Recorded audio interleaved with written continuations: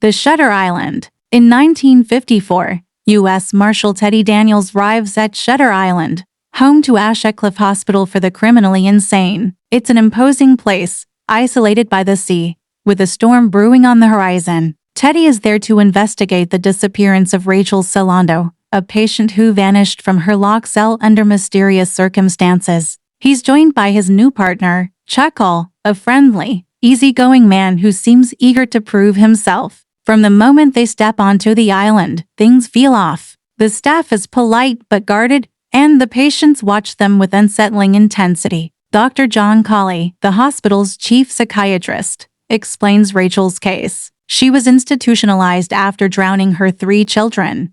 Yet she remains delusional, believing she still lives at home with her family. Somehow, despite the hospital's strict security, she vanished without a trace. As Teddy and Chuck dig deeper, it becomes clear that this isn't a straightforward investigation. The staff refuses to share certain files, citing patient confidentiality, and their answers to Teddy's questions are frustratingly vague. Rachel's disappearance feels like just the tip of the iceberg. Teddy reveals to Chuck that he has his own reasons for taking this case. He's been searching for Andrew Lettuce, a man he believes is being kept at Ashecliffe. Andrew is a former maintenance worker who allegedly set the fire that killed Teddy's wife, Dolores. Teddy is haunted by Dolores' memory, her voice and presence lingering in his mind. The storm worsens, cutting the island off from the mainland and creating an oppressive atmosphere. As they search the hospital grounds, Teddy and Chuck find cryptic clues. In Rachel's room, there's a note that reads, "The Law of 4,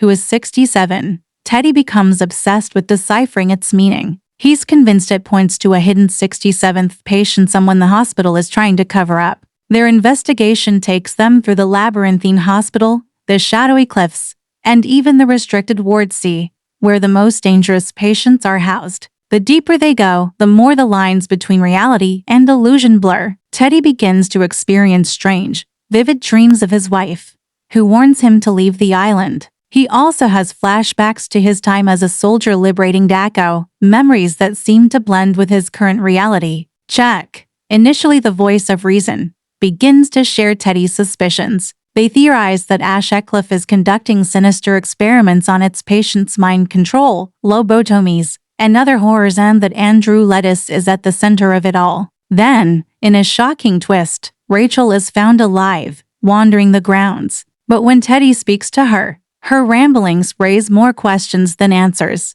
She claims the hospital is manipulating everything, that no one on the island can be trusted. Teddy's paranoia deepens. Eventually, Chuck disappears. Teddy searches for him and ends up at the island's lighthouse, a place he believes is the site of the hospital's experiments. Armed and desperate, he fights his way inside, only to find Dr. Colley waiting for him. Here, the story takes a dramatic turn. Colley reveals the truth.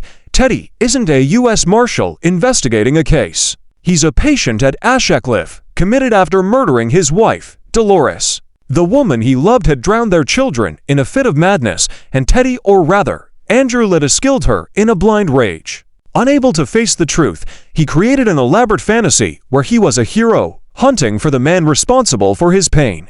The investigation, Chuck, Rachel's disappearance, it was all part of a carefully constructed role-play designed to help Teddy confront reality. Chuck isn't his partner, he's Dr. Lester Sheehan, his primary psychiatrist. The staff wasn't hiding anything, they were trying to save him.